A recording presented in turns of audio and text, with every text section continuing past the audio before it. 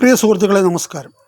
ഈ അനർഹതപ്പെട്ടവരെ ഓരോ സ്ഥാനത്തെത്തിയാലുള്ള കുഴപ്പങ്ങൾ എന്തൊക്കെയാണെന്ന് നമ്മളെ എല്ലാം അറിയിക്കുന്ന രീതിയിലാണ് അമ്മയുടെ ഇപ്പോഴത്തെ പോക്ക്. അമ്മയുടെ സംഘടനയിലെ ശ്വേതാമേനോൻ്റെ നേതൃത്വത്തിൽ ഒരു ഭരണസമിതി വന്നു. തീർച്ചയായിട്ടും ശ്വേതാമേനോൻ കഴിവുള്ള ഒരു നടിയാണ്, അവർക്ക് അതിനുള്ള അർഹതയുണ്ട്.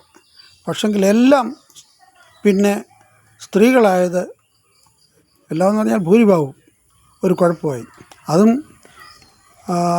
പണ്ടൊക്കെയാണെങ്കിൽ ഇന്നസെൻ്റ് തൊട്ട് മോഹൻലാൽ, മമ്മൂട്ടി, അത് കഴിഞ്ഞിട്ട് ജഗദീഷ്, ഗണേഷ് കുമാർ, ഇങ്ങനെ പ്രഗത്ഭരായിട്ട് അറിയപ്പെടുന്ന താരങ്ങളൊക്കെ ഉള്ളിടത്താണ് ഒരു സിനിമയിലും എങ്ങാണ്ട് മുഖം കാണിച്ചിട്ടുള്ളവരൊക്കെ പിന്നെ ഇതിനകത്ത് വരുന്നത്. ഒന്ന് കുക്കു പരമേശ്വരൻ. കുക്കു പരമേശ്വരൻ ഏത് സിനിമയിൽ അഭിനയിച്ചെന്ന് എനിക്കറിയത്തില്ല. ഞാൻ പണ്ടൊക്കെ ഒത്തിരി സിനിമ കാണുമായിരുന്നു. ഇപ്പോൾ നമ്മൾ സിനിമ അങ്ങനെ കാണാറില്ല. കാര്യം ഈ തിയേറ്ററിൽ പോയി സിനിമ കാണാനുള്ളൊരു ഇതൊന്നും ഇല്ലിപ്പം.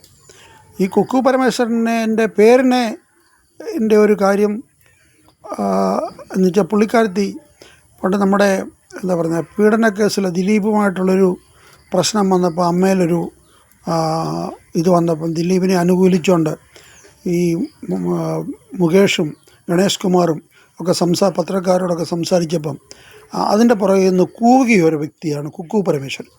അതുകൊണ്ട് പുള്ളിക്കാരത്തിയുടെ പേരിനെ എൻ്റെ കൂട്ട് തന്നെ കൂക്കു എന്ന് പറയുന്നുണ്ട്. പുള്ളി അന്ന് കൂന്നതിൻ്റെ പുറകെ നിന്ന് കൂന്ന് കേട്ടു. അപ്പോൾ കുക്കു പരമേശ്വരൻ എന്നുള്ള പേര് ഏതായാലും പുള്ളിക്ക് യോജിക്കും.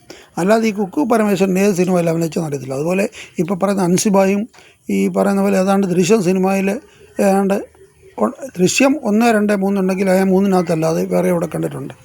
അങ്ങനെ ഈ പിക്ചറിനകത്ത് അതുപോലെ ഇപ്പോഴത്തെ ട്രഷറായിരുന്ന എന്തോ ശിവപാലും അതൊക്കെ ഇതുപോലെ ഇവരൊന്നും സിനിമയിൽ മുഖം കാണിച്ചെന്ന് പറഞ്ഞു തന്നെ ചിലപ്പം എന്തോ ആരാണ്ട് പണ്ട് പറയുമായിരുന്നു, താൻ ഏത് സിനിമയിലാണ് അഭിനയിച്ച്, അതെന്നെ കണ്ടിട്ടില്ലല്ലോ, ഞാൻ ശവശരീരമായിട്ടായിരുന്നു അഭിനയിച്ച്, അതുകൊണ്ട് എന്നെ കാണാൻ എന്നൊക്കെ പറയുന്ന പോലെയാണ് ഈ അമ്മയുടെ കാര്യം.